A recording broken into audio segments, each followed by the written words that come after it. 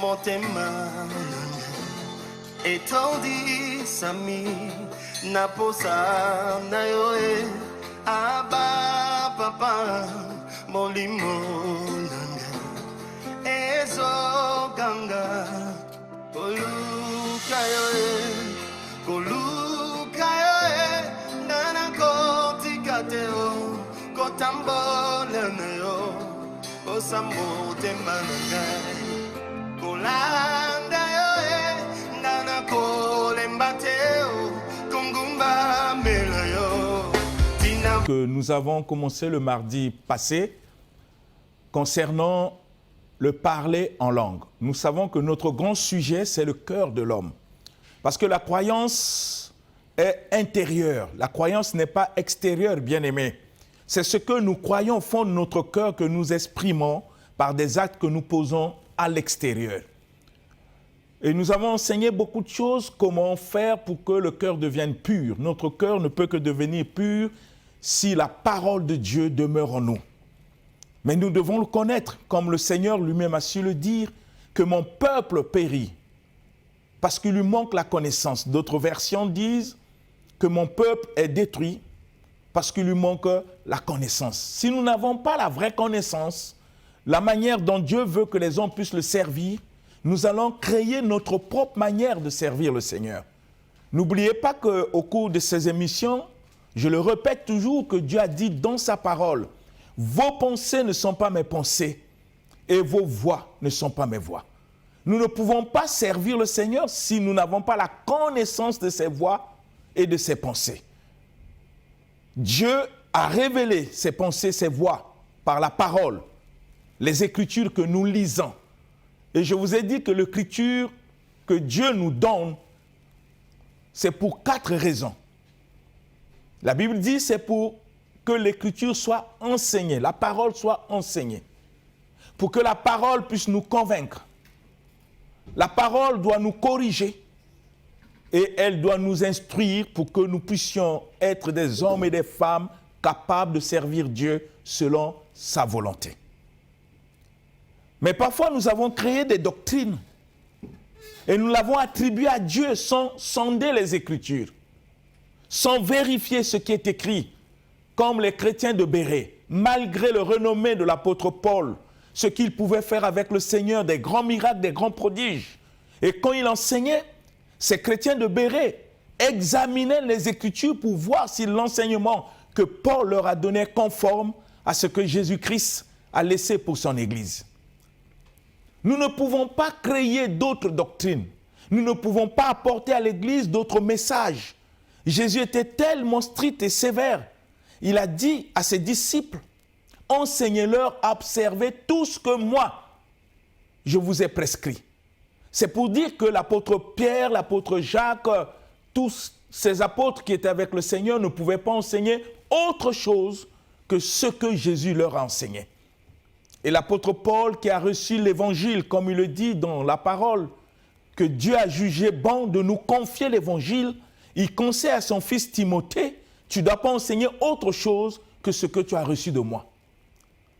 Mais aujourd'hui, parfois nous enseignons des choses au nom de Dieu sans vérifier, sans comprendre si exactement ce que nous enseignons vient de Dieu. C'est le fait que nous voulons copier. Tout ce que nous écoutons à la télé, tout ce que nous lisons dans les livres, il suffit que quelqu'un ait cette renommée internationale, on a comme l'impression que tout ce qu'il dit est l'évangile. On n'a plus le courage de vérifier, de sonder pour comprendre si l'enseignement qui est donné est conforme à la parole de Dieu. N'oubliez pas que l'apôtre Paul est devenu métrier à cause des enseignements qu'il a reçus de la part de Gamaliel. Paul n'est pas né métrier quand il était Saul de Tarse, mais il fut enseigné par un éminent docteur.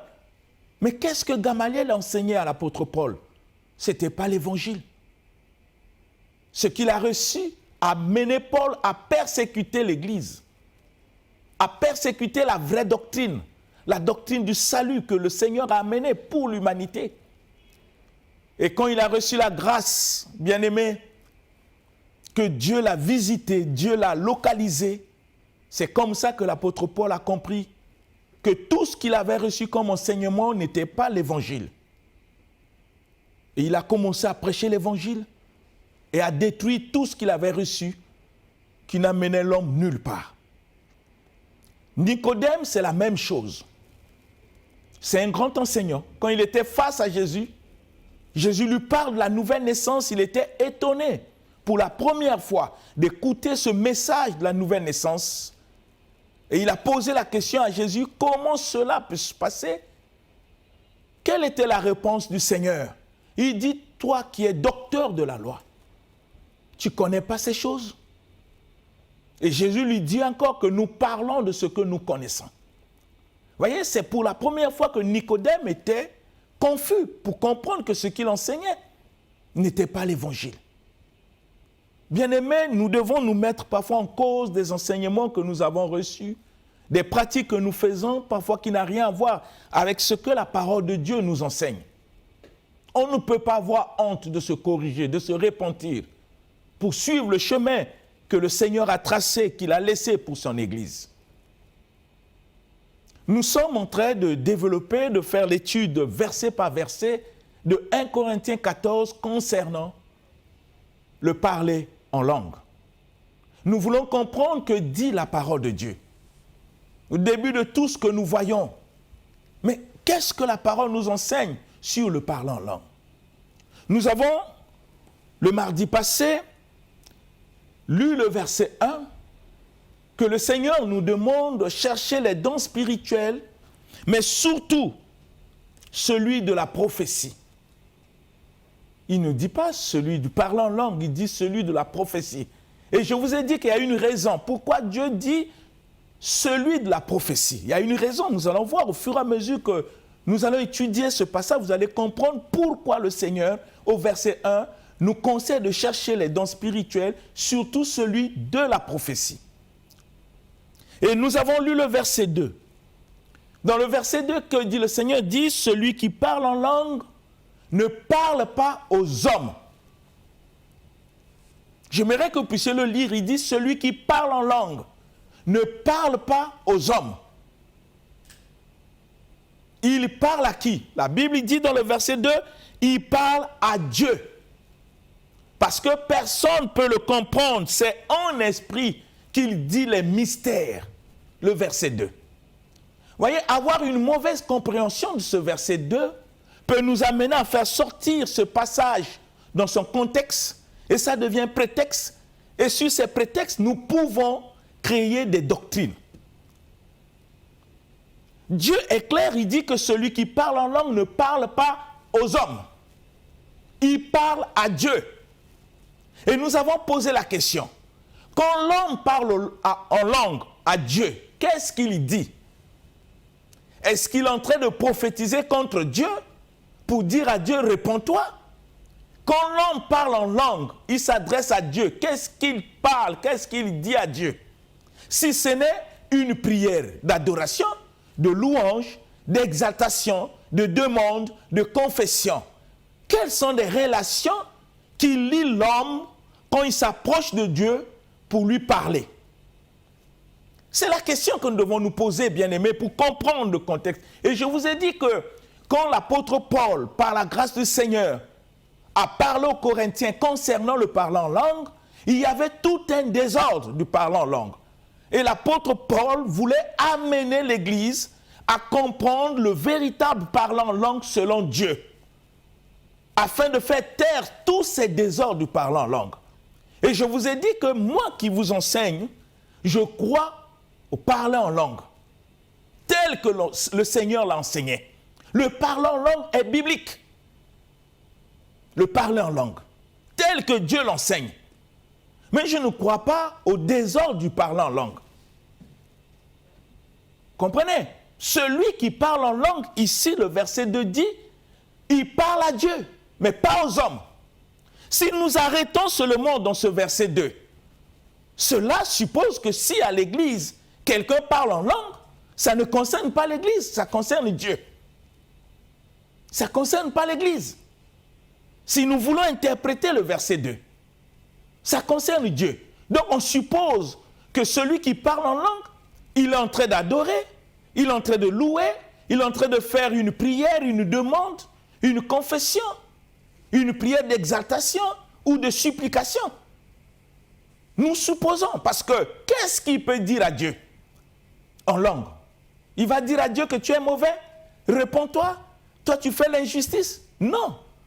Les relations qui existent entre l'homme dans la parole sont que des relations de prière. Dans toutes ces formes, telles que nous l'avons vu au cours de cette émission. Il ne parle pas aux hommes. Et la Bible dit, il dit des mystères. Voilà parfois l'interprétation que nous avons dans nos églises. Quand on parle du mystère, ce n'est pas par rapport à Dieu.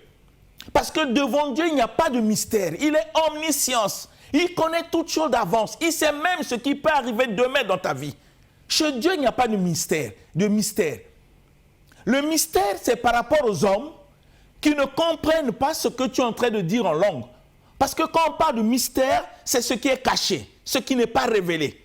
Comme les hommes ne comprennent pas ce que tu es en train de dire, par rapport aux hommes, à tes frères et sœurs, ce que tu es en train de parler en langue, pour eux, c'est un mystère. Parce qu'ils n'ont pas l'interprétation, ils ne comprennent pas ce que tu es en train de dire. Mais pour Dieu, ce n'est pas un mystère. Parce que devant Dieu, il n'y a pas de mystère. Et nous avons lu aussi le verset 3. Nous avons connu que la Bible dit que celui qui prophétise parle aux hommes. Voyez la différence? Celui qui prophétise parle aux hommes. Mais la prophétie remplit trois choses. Celui qui prophétise, il parle aux hommes. Il les édifie. Il les console et il les exhorte. Édifier, c'est construire quelqu'un, bâtir quelqu'un. Faire que la personne ait la connaissance pour grandir dans la foi. Faire que la personne comprenne quelle est la volonté de Dieu, ce que Dieu attend de lui, ce que Dieu lui demande. Quand je comprends ce que Dieu me demande, je suis édifié. Donc la prophétie joue ce rôle. La prophétie console. Là où le cœur sont abattus, là où il n'y a plus d'espoir. Quand la prophétie arrive, ça donne l'espoir. L'homme se retrouve. L'homme réalise que tout est possible. Tout n'est pas fini. C'est la consolation. La prophétie exhorte. Ça dit, ils encouragent. Toujours, il faut aller, toujours, ne lâche pas, persévère. Voyez, ça c'est le rôle, selon le contexte de ce passage que nous lisons, de la prophétie. Donc celui qui prophétise parle aux hommes, mais celui qui parle en langue ne parle pas aux hommes, il parle à Dieu. Malheureusement, dans nos églises, on a comme l'impression que celui qui parle en langue parle aux hommes. Il parle aux hommes. C'est comme s'il s'adresse aux hommes. Et ça crée comme confusion. Et nous allons voir ce que la parole nous enseigne sur ce parlant en langue. Et la Bible continue pour dire que celui qui parle en langue, écoutez bien, s'édifie lui-même. Et ça c'est formidable. Celui qui parle en langue s'édifie lui-même et celui qui prophétise édifie l'Église. Voyez la différence entre ces dons. Parce que je vous ai dit qu'on va faire l'étude pour comprendre quelle est la pensée de Dieu. Je vais vous enseigner pour qu'ensemble, nous puissions voir qu'est-ce que Dieu dit dans sa parole. Je ne veux pas vous amener dans des philosophies, des révélations, mais je veux que vous ayez la révélation de ce que dit la parole. Celui qui parle en langue s'édifie lui-même. Et celui qui prophétise édifie l'Église, bien-aimé. Et nous avons dit, pour qu'il y ait édification, il faut qu'il y ait compréhension. Je ne peux pas être édifié si je ne comprends pas ce que je suis en train de dire en langue. Pourquoi celui qui prophétise édifie l'Église? Mais parce que l'Église comprend le message. L'Église reçoit le message, ils comprennent ce que Dieu est en train de dire. Donc cela sous-entend que celui qui parle en langue s'édifie lui-même. Donc il comprend ce qu'il est en train de dire à Dieu en langue. Voyez bien aimé, le danger se passe à quel niveau? Je suis en train de parler en langue et que moi-même je ne suis pas édifié, c'est-à-dire que je ne comprends pas ce que je suis en train de dire. Comment je peux parler avec assurance pour dire que la langue que je suis en train de parler vient de Dieu? Qu'est-ce qui me convainc que ce que je suis en train de dire en langue vient de Dieu? Si moi-même, je ne comprends pas le sens de la langue, qu'est-ce qui me convainc que cette langue vient de Dieu? Puisque moi-même, je ne comprends ni les mots qui sont prononcés par ma bouche, je ne comprends ni l'articulation de cette langue, je ne comprends ni l'origine de cette langue, mais je me dis seulement, c'est une langue qui vient de Dieu. Qu'est-ce qui me fait croire que ce que je suis en train de dire en langue vient de Dieu? Les gens diront non, je le dis par la foi, mais la foi n'est jamais aveugle. La foi, elle vient de ce qu'on entend. Si ce que j'entends, je ne comprends pas, comment je peux avoir la foi sur quelque chose que je ne comprends pas? Comment, bien-aimé? Donc nous devons comprendre ce que Dieu nous enseigne dans 1 Corinthiens pour mettre l'ordre. Dieu lui-même, qui est l'auteur des langues, c'est pour mettre l'ordre afin que nous sortons des parlants en langue qui n'a rien à voir avec la parole de Dieu.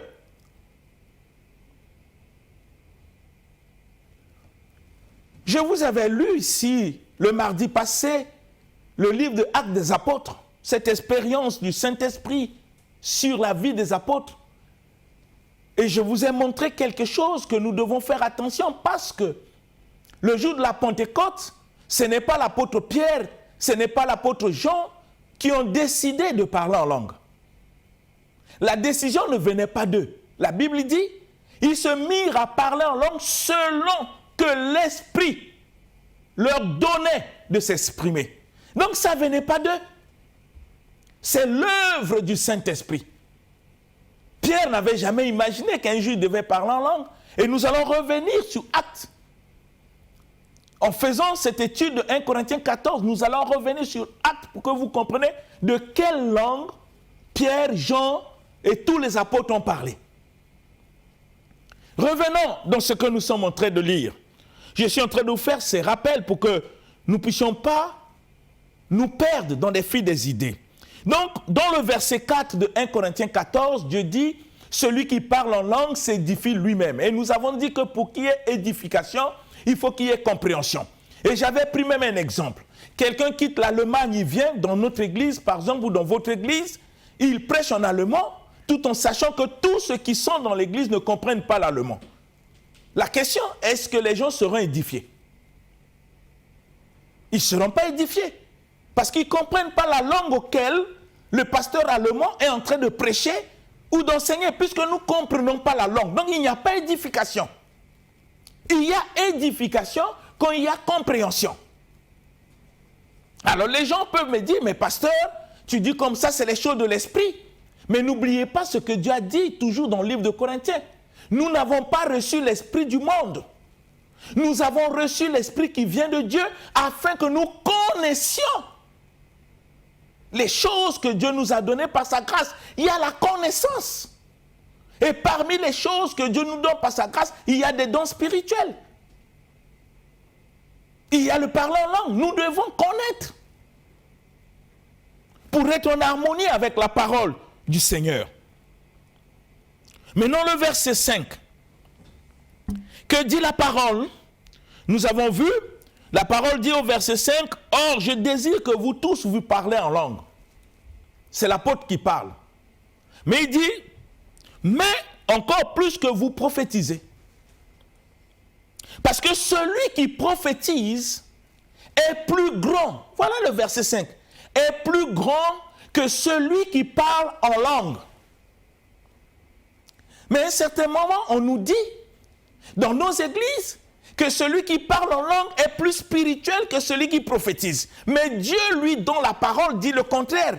Il dit, celui qui prophétise est plus grand que celui qui parle en langue. La question que nous devons nous poser, on suit qui exactement? Dieu ou nos philosophies? N'oubliez pas que je vous ai dit que Dieu a dit, vos pensées ne sont pas mes pensées. Ce que nous sommes en train de lire dans la parole, c'est la pensée de Dieu.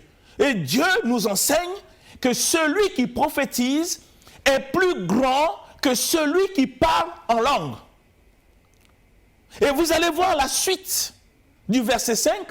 Pour que celui qui parle en langue devienne grand, la Bible dit, en moins que ce dernier n'interprète, pour que l'Église en reçoive l'édification. On revient sur l'édification, la compréhension, la connaissance. Donc, pour que celui qui parle en langue puisse être grand sur le plan spirituel dans l'Église, il doit interpréter ce qu'il est en train de dire en langue pour que l'Église en reçoive l'édification. C'est ce qui est dit dans le verset 5. Or, je désire que tous vous parliez en langue, mais encore plus que vous prophétisez. Celui qui prophétise est plus grand que celui qui parle en langue, en moins qu'il n'interprète, pour que l'Église en reçoive l'édification. C'est Dieu qui est l'auteur de langue. Il dit, tu parles en langue, c'est bien, mais tu dois savoir que celui qui prophétise est plus grand que toi. Pour que tu deviennes grand, il faut interpréter ce que tu es en train de dire en langue afin que l'Église en reçoive l'édification. C'est extraordinaire, bien-aimé. Et pourtant, c'est écrit. Et à un certain moment, on se pose la question, est-ce que c'est ce que nous faisons dans nos églises? Quel genre de langue nous parlons? Quel est le but de ces langues au sein de l'Église? Vous allez comprendre le verset 6. Et j'aimerais qu'on puisse nous lire ce verset, parce que c'est sur ce verset qu'on t'a arrêté le mardi passé. On doit lire le verset 6 de 1 Corinthiens chapitre 14. Écoutez bien ce verset. 1 Corinthiens chapitre 14 au verset 6, dans la version Louis II, nous avons le Seigneur. Amen.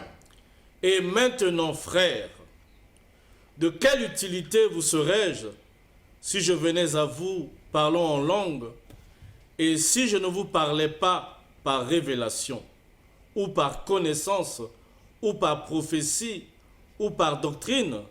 Amen. Amen. Vous comprenez la pensée, bien-aimée? Il ne faut pas qu'on puisse aller au-delà de ce que Jésus a laissé. Rappelez-vous, dans le livre de 2 Jean, verset 9, la Bible dit, celui qui va au-delà de la doctrine de Christ n'a point Dieu. La Bible nous dit, de quelle utilité, quelle est mon utilité si je venais dans une église et je me mets à parler en langue? Mon utilité, c'est quoi exactement? Ce n'est pas moi qui le dis, bien-aimé. C'est le Seigneur dans sa parole. Le souci de ce chapitre était de corriger les erreurs pour ramener l'Église sur le vrai parlant en langue tel que les apôtres ont parlé le jour de la Pentecôte. Le parlant en langue qui vient de l'Esprit. Que l'Esprit nous donne à s'exprimer. Parce qu'il y avait tout un désordre. Dans l'église de Corinthe, ça n'a pas commencé à notre temps. C'est ainsi que l'apôtre Paul dit, oui, je veux bien. Mais quelle est mon utilité si je viens dans une église, je me mets à parler en langue? Mon utilité, c'est quoi? C'est une question qui est posée. Est-ce que ce genre de parler en langue est utile pour l'église? C'est des questions qu'on pose. Et que quelqu'un vient à l'église, on lui demande de prêcher, au lieu de prêcher, non. Il se met à parler en langue. Après, il te met, dit Amen. Qui peut répondre à cet Amen puisque nous ne comprenons pas ce que toi tu dis? Et quelle est l'utilité que cette personne a au sein de l'église? C'est ainsi que l'apôtre Paul dit, si je viens, je me mets à vous parler en langue, quelle est mon utilité? Je suis utile en quoi? Si je ne vous parle pas par prophétie, par révélation, par connaissance, par doctrine, si je ne vous enseigne pas des choses qui peut vous édifier, mon utilité dans mon parler en langue au sein d'une église, c'est quoi? C'est une question. Donc vous comprenez que Dieu lui-même veut que les gens parlent en langue, mais pas dans le désordre. Le parler en langue doit être utile pour l'édification de l'église. Mais quand un parlant en langue n'édifie pas l'église, il est inutile. Inutile. Ce n'est pas moi qui le dis. C'est le Seigneur qui le dit par les Écritures. Donc il ne faut pas que nous pensions que quand on est au sein d'une église et qu'on dit Yondo Bashida, qu'on est spirituel, non. Parce que nous avons lu que Dieu dit celui qui prophétise, or la prophétie édifie, console et exhorte. Dieu dit celui-là est grand. Mais pour que celui qui dit Yondo Kodobashida devienne grand, il doit nous expliquer qu'est-ce que ça veut dire Yondo Kodobashida. Pour que nous comprenions le sens de ce qu'il est en train de dire, pour que l'Église en reçoive l'édification. Sinon, ça devient un désordre. Parce que, bien-aimés, ce que vous ne comprenez pas, le Saint-Esprit est venu dans l'Église pour conduire l'Église dans toute la vérité. Pour enseigner l'Église et rappeler à l'Église ce que Jésus a laissé comme enseignement. Le Saint-Esprit est pour convaincre l'homme du péché. Mais tu ne peux pas convaincre quelqu'un du péché en lui parlant dans une langue qu'il ne comprend pas. Comment il peut savoir ce que tu es en train de dire? Bien-aimés, réfléchissons. Si nous voulons servir Dieu, si nous voulons faire les choses de Dieu, humilions-nous, acceptons de faire tel que le Seigneur l'a enseigné dans sa parole. Ne créons pas de doctrines parce que nous avons lu tel livre, telle expérience. Les expériences ne constituent pas une doctrine. Les expériences sont des cas particuliers et individuels. On ne peut pas faire d'une expérience de quelqu'un une doctrine au sein d'une église. Ce n'est pas possible, bien-aimés. Si nous voulons servir Dieu, nous devons le servir selon ses voies et selon ses pensées, même si ça dépasse notre entendement. Nous ne pouvons pas prendre l'intelligence humaine, ajouter et faire dire à Dieu ce qu'il n'a pas dit dans sa parole. Réfléchissons, bien-aimés. La Bible dit de quelle utilité serais-je au sein d'une église si je me mets à parler en langue? Et que si cette langue, je n'arrive pas à l'interpréter pour que l'église en reçoive l'édification, je suis utile en quoi? Si je ne peux pas apporter la connaissance, si je ne peux pas apporter une révélation, un enseignement, si je ne peux pas apporter une doctrine, de quelle utilité?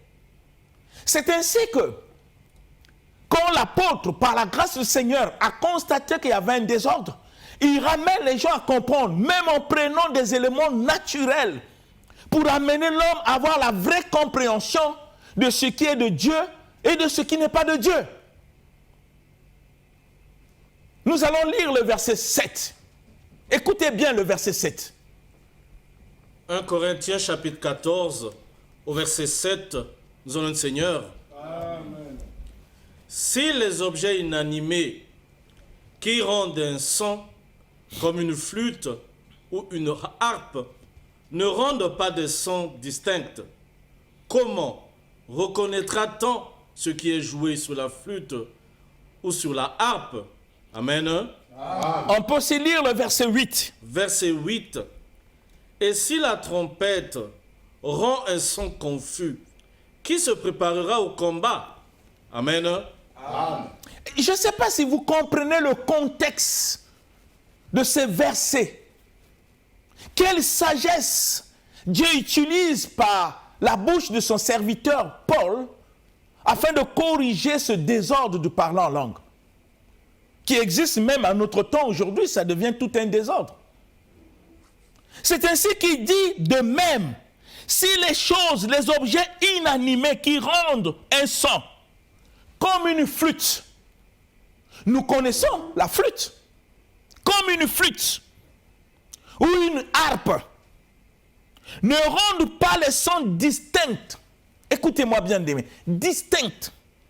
Comment reconnaîtra-t-on ce qui est joué sur la flûte ou sur une harpe? Et le verset 8 nous dit, car si la trompette rend un son confus, un son incertain, qui se préparera à la bataille ou au combat? Je ne sais pas si vous comprenez la pensée de Dieu. Dieu a vu qu'il y avait un désordre du parlant en langue. Des gens rendaient des sons confus, sans interprétation, qu'on ne comprenait rien de ce qu'ils disaient. Même eux-mêmes qui parlent ne comprennent rien. Il dit, ça fait un désordre. Et Dieu descend aux éléments naturels. Comment nous connaissons le son des objets? Comment on les connaît? Comment je peux savoir que ce qui est joué, c'est une flûte? Mais parce que le langage utilisé par la flûte est tellement clair, il n'y a pas de confusion. Si déjà ces objets rendent des sons distincts pour qu'on puisse comprendre et les distinguer, mais à plus forte raison, le Saint-Esprit dans l'homme quand il parle en langue. Réfléchissez. Vous voyez la sagesse? Il dit, si la flûte rend un son confus ou une harpe, comment nous pouvons savoir que ce qui est en train d'être joué, c'est une flûte ou une harpe? Parce qu'ils ont un langage qui les distingue. La flûte a un langage. Quand il parle, il est différent d'une harpe. Parce qu'au temps ancien, bien-aimé, pour rassembler les gens, il y avait un son de la trompette qu'on jouait. Et la Bible dit, si la trompette rend un son confus, qui peut se rassembler? Comment quelqu'un peut interpréter que le son qui est en train de rendre, c'est la trompette? Je vais vous prendre un exemple. Vous voyez tous ces objets que nous avons. Prenons le cas de l'avion. Ça vole, je suis là. Je dis, oh, mais ça c'est l'avion, mais c'est Air France. Comment je l'ai su? C'est par leur langage. Le langage qui dégage le son me permet de dire que c'est l'avion. Je peux rester au village, on est en train de jouer au tam-tam. Comment je sais que c'est le tam-tam? Mais parce que le langage du tam-tam est clair, je ne peux pas le confondre avec une flûte. Leur langage est clair. Quand on joue au tam-tam, on sait que c'est le tam-tam. Comment j'ai su que c'est le tam-tam? Mais parce que j'étais édifié par le langage que transmet le tam-tam. Quand on joue une flûte, je dis non, c'est une flûte. Ce n'est pas du piano. Comment je connais ces choses-là? À cause de leur langage. Ils ont des langages distincts.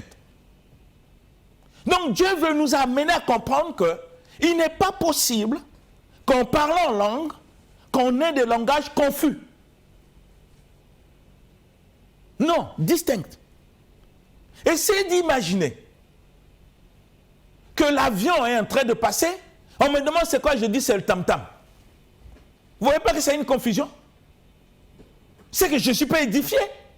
Je n'ai pas compris le son, le langage. On me dit c'est l'avion. Non, c'est le tam-tam. Et qu'on est en train de taper le tam-tam, et je dis, on me demande c'est quoi? Je dis non, c'est du piano. Vous ne voyez pas qu'il y a une confusion? C'est ainsi que Dieu veut dire.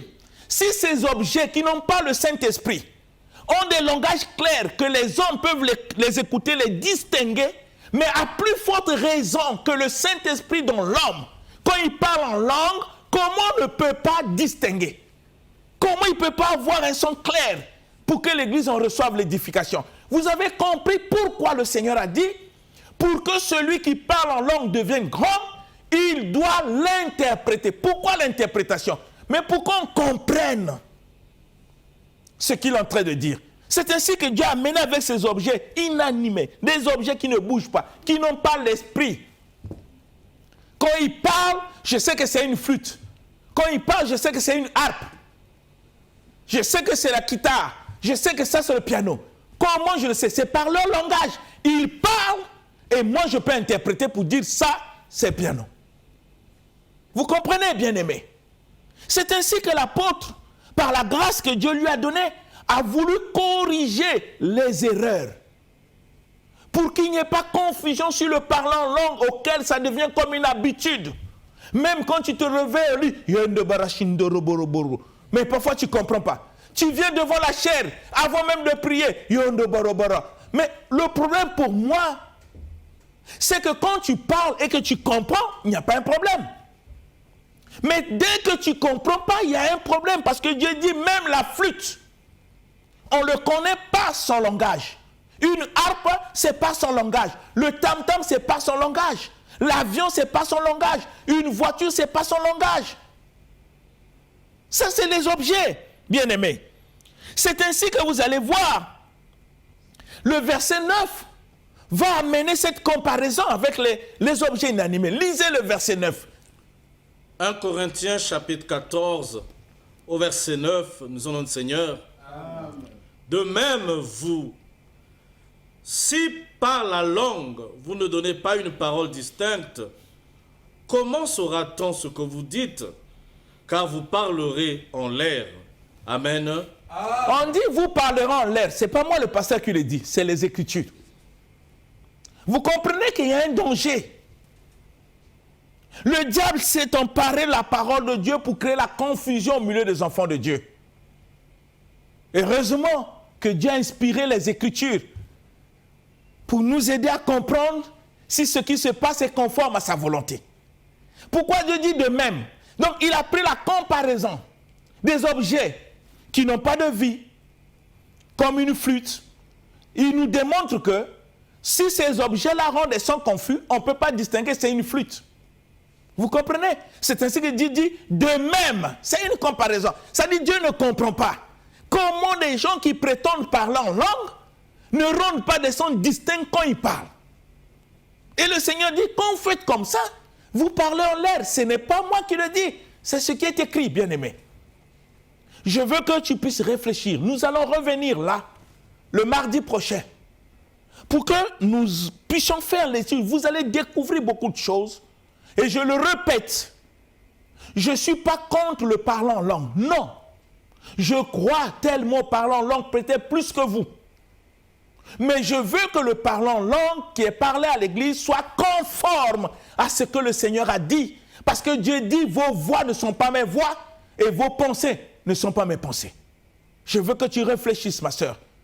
Je veux que tu réfléchisses, mon frère. Prends le temps de lire 1 Corinthiens 14, tu comprendras que le désordre du parlant en langue, ça n'a pas commencé à notre temps, c'est depuis même le temps des apôtres.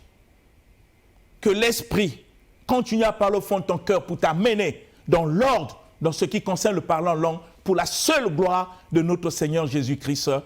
Amen. Amen. L'émission Parole de vie avec le pasteur Lévi Nikwe, chaque mardi à partir de 17h10 sur DRTV International. Papa, motema etondi sami naposa na yo